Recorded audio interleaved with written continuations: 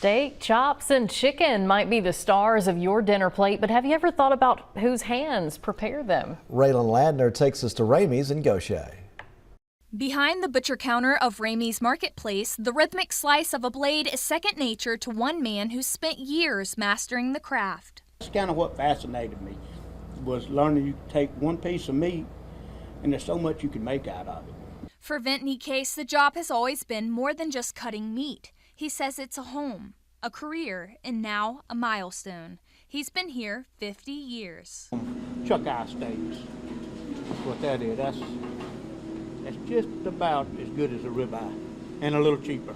Vint began in 1975 while he was still in high school at what was then Jerry Lee's Grocery. It was like I growed up with them.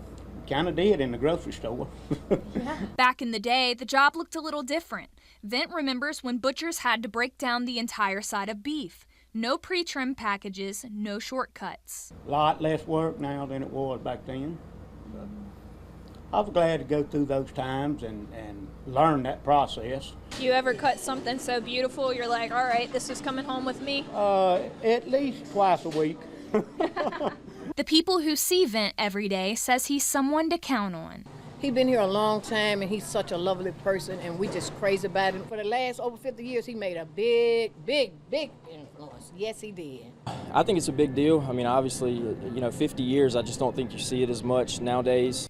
Adam Williamson is Vint's son-in-law who now works alongside him and says he's proud to follow in his footsteps. But I don't know that people realize the impact someone has on the community that's been doing something like this for 50 years. A lot of meat he served to the community.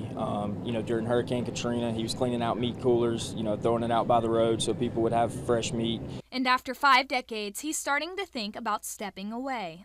It's getting to the time, and time to let some of the young guys have it.